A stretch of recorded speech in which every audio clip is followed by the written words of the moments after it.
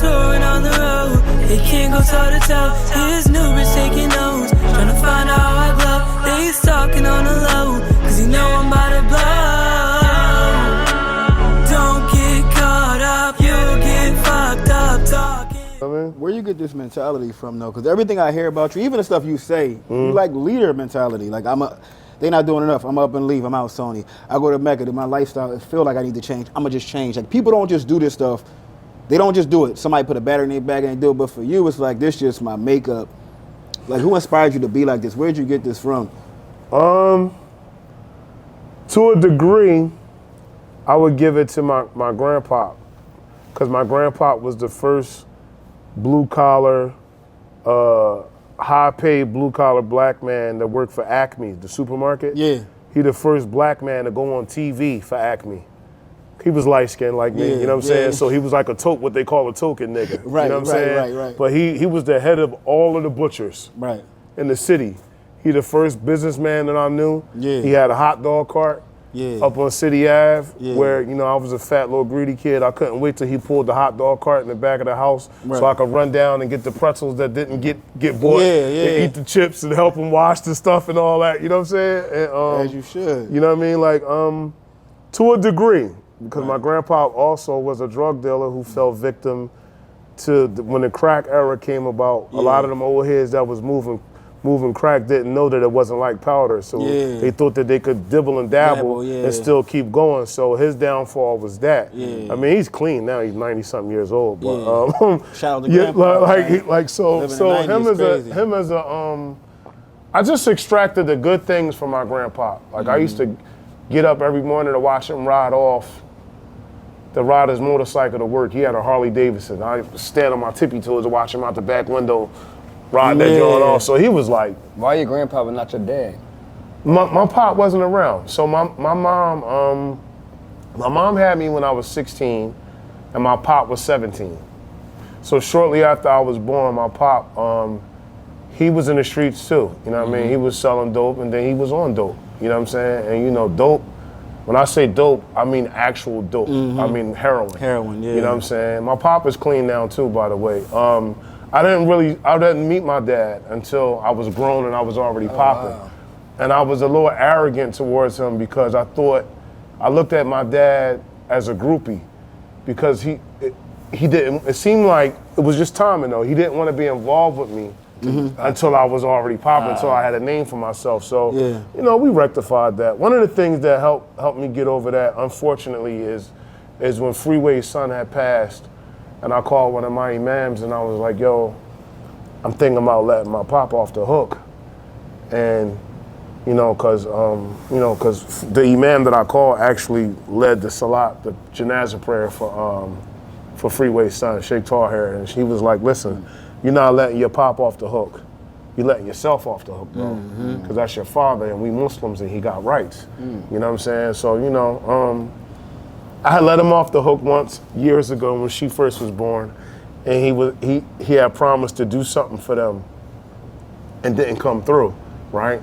So I said to myself, nobody can promise my kids something. It was little kids too, but it was just me being arrogant and stubborn. Right. Nobody can promise my kids something and not do nothing for them because I wouldn't do that. So I locked him out for a minute, and then you know, Allah saw to it that, you know, my heart was softened and, you know what I'm saying, now me and my pop cool, you know what I mean? I love like that. The first time I ever had my mom and pop in the same room at the same time was when I opened my first restaurant. They both came down to help me because I didn't have no help. So let's go. I'm happy we got there. So that's what I want to say. So I'm happy you get that whole story about...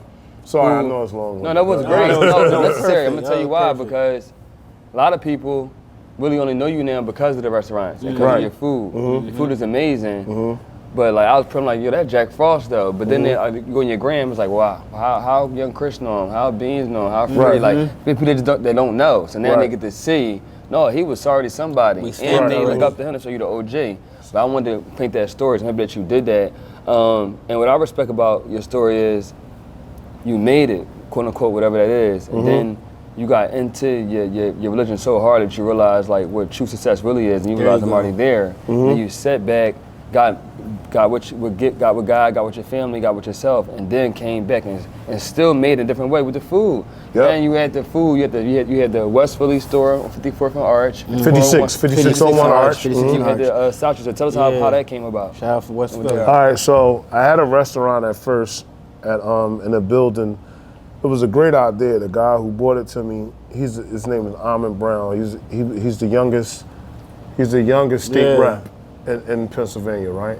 So Almond Brown was a kid. Almond Brown used to go to store for me when I had my detail shop and barbershop on 56th Street. He from Ludlow Street, right? He was buying platters from me out my crib. So one day he come to my crib like, yo, Frost, I got a gold mine for you. 300 people, residential building, they got a kitchen, you can go in there and get that joint. So I pull up, I see it's a high-rise joint.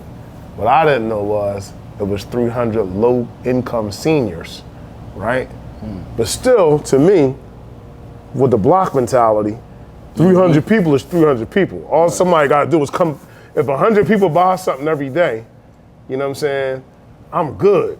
You know what I mean? And unfortunately, the people didn't take care of the building, and I had to pull up out of there. So I wound up back at the crib, selling platters out the crib, and I started selling. The way how I started selling food was. Where did chef come from? Anyway? Well, I'm gonna just be honest with you. So here go the steps to the chef stuff, right? So I always knew how to cook because of my mom and my grandmom, right? So my mom worked a lot, and I had to cook for me and my sister, right? So I knew, and I was greedy. I was a fat, greedy kid. So, boom. I started cooking for Instagram and Facebook. Matter of fact, before Instagram even was popping, I was doing, if you look at my Frost Cook TV videos, they go way, way back before Instagram, right? On YouTube, right? So at the time, I was in the streets, right? And I was surrounded by guys that was actively the guys. Yeah. Like, you know what I'm saying? Like, I was, somebody, but everybody who I was surrounded by was moving more than me, right? And we all was family, right? So this was at the time when World Star first came out. In my head, there's no way that I could go on World Star and say, hey, look at all this coke I'm selling. Look at all this money I got. Look at all these guns I got, right? And I'm really still doing some of the stuff that I'm rapping about and that other niggas is playing themselves and getting indicted for, and I'm around all the drug dealers and all that, like, you know what I'm saying? So to me, I couldn't do that.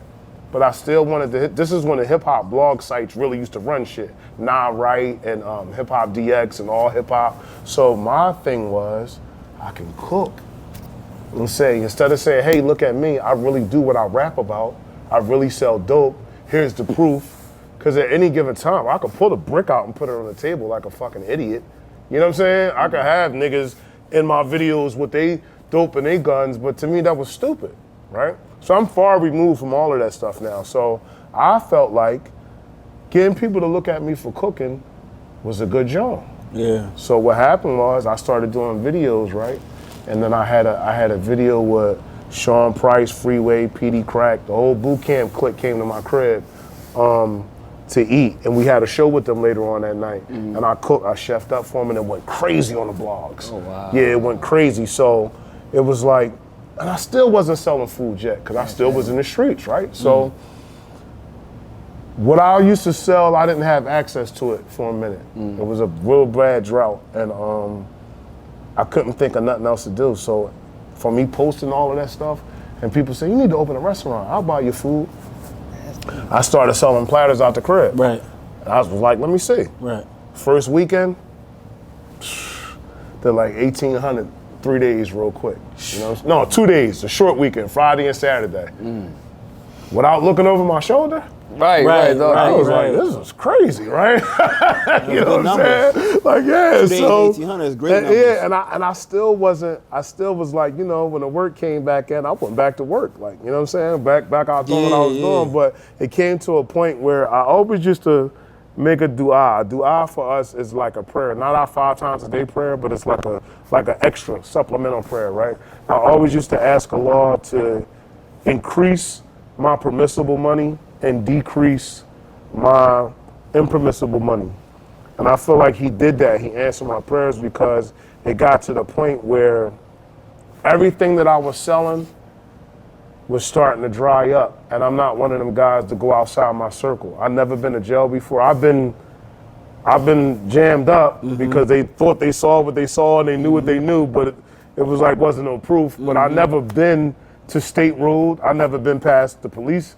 Like, I never been past the local joint, you know what I'm saying? Because they never, the way I moved, I always had something legal while I was doing the other stuff, right? That's a So I said to myself, you know what?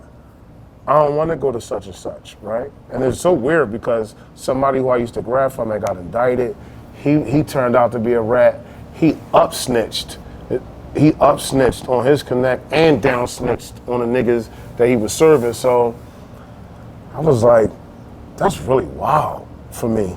And now, he wasn't my regular guy. He was like a guy I would go to if I couldn't get it from inside the circle, right? And it just clicked like, you know what? I just feel like Allah is telling you this is it. Like, you can't, how long you gonna keep doing it for? How long you gonna keep telling your kids, I'll be right back. When that phone ring, they like, what's that little phone, Dad? Like, and they don't know nothing about it, you know what I'm saying? That little dumb next telephone, you know what I mean? And I was like, you know what? I'm just going, I feel like I'm being forced out. They say that, like, you know, Free is known, like, for the beer, but they say that, like, you had it first. Like, they say, like, you was the original beer guy. All right, so I'm gonna clear that up so Free don't be mad at me. Clear that up. Free was always more famous than me, right? So if you go back and you look at the Big Star VHS tapes, right? You gonna see my joint full. You know what I'm saying? Beard and glasses, way before Rick Ross. I can't see, so even these got medicine in them. You know what I mean? So I always had to have a fly pair of glasses and my beard shaped up to perfection. Free was known for it because Jay said, gotta kill witnesses because Free beard sticking out. Right. You know what I'm saying? And you know, for me, stamped him right there. Right, for me, and then me and Free do a record together. Our first record as both of us being signed, it was called Crash the Party. And then the famous line from it was, Philly niggas got them scared in the building, think they saw one too many beards in the building. Yeah. From that came the Beards in the Buildings t-shirt, but later on, that was 2002. 2012, I came with Beards in the Building t-shirts. So before 2002 was like Philly known for beards, like, you know. Yeah, because Islam is so influential in Philly that even the non-Muslims wanted to look like Muslims. Beards, pants legs cut at the bottom, because that's a tradition of our prophet. Peace and blessings be upon them. But we had the whole city at one point. The Muslims had the whole city, even non-Muslims wanting to be like the Muslims. So me and Freeway was, you know, both Muslim. Freeway accepted Islam before me. And it was just one of them things to where as though Free took off before me. And that's always been my bro. I get it. Like, so it was like you was already doing it. Yeah. And Free did it too, but Free got more famous. Free became famous. Free became super famous. I was famous, sense. But not famous like Freeway. Yeah. You know what I'm saying? And so Free love you. Everywhere I see Free at, you pop up. Yeah, yeah. Vice versa. When Beans had the at Santucci's. Yeah, Beans my man too. Like me, like my relationship with state property, I got relationships with everybody separately and together. So like, me and Beans' brother used to do certain things in the streets, right? You know what I'm saying? So I didn't know. Beans was known for being really crazy with niggas, right? So for a long time, I didn't even speak to Beans. I would just give him salams and like I wouldn't interact with him because I just didn't want Beans to think that he could do to me without the rumors that I was hearing.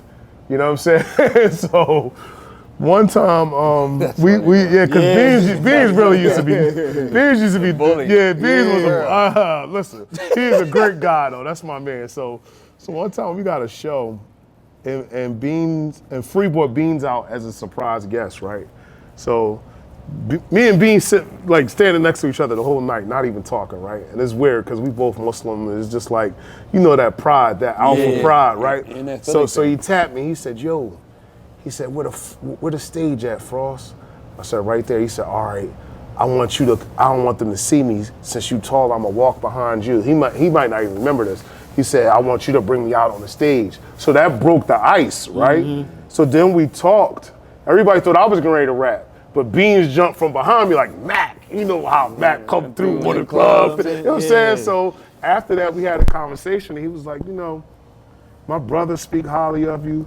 Paco, my man Paco, that was one of Bean's closest homies. He's like, Paco always talk about you. He was like, but it seemed like you don't really. And I said, no, Mac, it's because I be hearing so much wild shit about you. Right. Like, you know what I'm saying? I just don't want to be in that lane where I got to feel like I'm going to have to defend myself against you. Like, you know what I mean? And he bust out laughing. He was like, man, I was your fan first. Hey. He was like, when you was Big Tab and I ain't want nobody, he was like, I used to hide my raps because in South Philly, it wasn't decent to be a rapper. We was living on pain. And see, and I can understand now, because see, out west, we had the Fresh Prince in West Philly. We had the Hilltop Hustlers, Steady B, Cool C, Glamorous Life, Jazzy Jeff. Like, all of these guys was the guys in West, and I was seeing them as a kid, so rapping was a realistic thing that I could touch and see.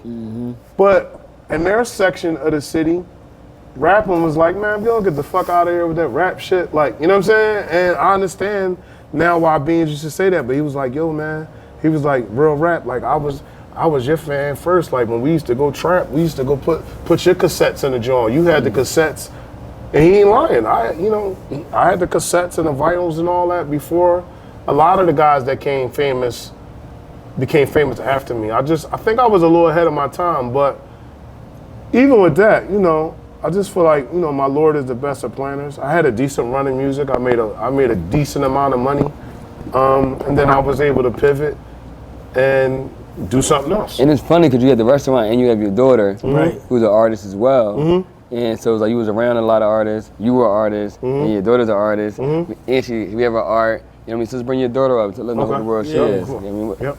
Live to be Legendary is proudly sponsored by Philly Real Estate Services and Solutions.